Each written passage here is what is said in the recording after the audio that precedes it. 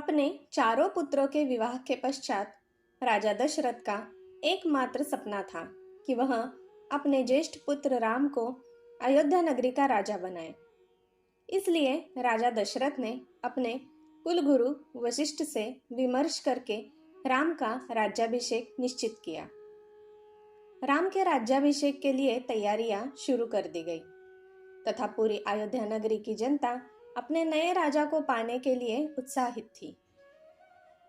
श्री राम हमेशा से ही जनता तथा अपने परिवारजन के प्यारे थे, लेकिन शायद नियति को कुछ और ही मंजूर था, जिस वजह से राम की सौतेली माता राजा दशरथ की दूसरी पत्नी महारानी कैकेयी की दासी मंथरा ने उनको उकसाया। मंथरा ने रानी कैकेयी के मन में यह भ्रम पैदा कर दिया कि राजा दशरथ उनके पुत्र भरत को ननिहाल भेजकर श्री राम को राजा बनाने के प्रयत्न कर रहे हैं। तब मंथरा ने कहा कि वह राम की जगह अपने पुत्र भरत को अयोध्या का राजा बनाए। तुम्हारे पास अभी भी समय है, तुम चाहो तो राम के स्थान पर अपने पुत्र भरत को अयोध्या का राजा बना सकती हो। तब रानी कैकेयी को राजा दशरथ द्वारा दिए गए 2 वरदान का स्मरण हो आया, जो उन्होंने देवासुर संग्राम में रानी कैकेयी को उनके युद्ध में साथ देने के लिए दिए थे। तब रानी कैकेयी ने राजा दशरथ को बोला कि वह समय आने पर अपने दोनों वरदान उनसे मांग लेगी।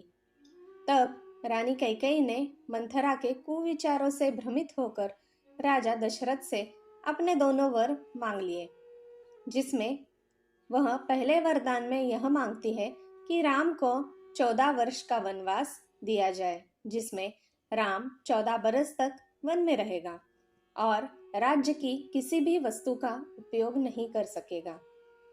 दूसरे वचन में रानी कैकेयी राजा दशरथ से अपने पुत्र भरत को अयोध्या का राजा बनाने की मांग करती है। रानी कैकेयी के यह दोनों वचनों सुनकर राजा दशरथ को सदमा लगता है और वह बेजुबान हो जाते हैं।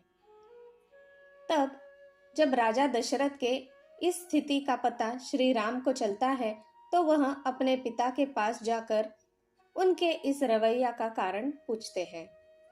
उस समय राजा दशरथ रानी कैकेयी के भवन में ही होते हैं।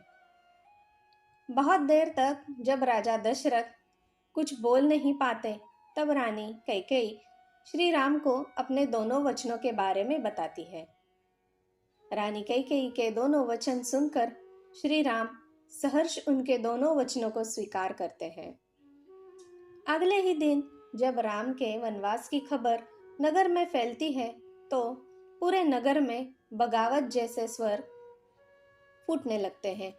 देवी सीता अपने पति श्री राम के साथ वनवास पर जाने का निश्चय करती है।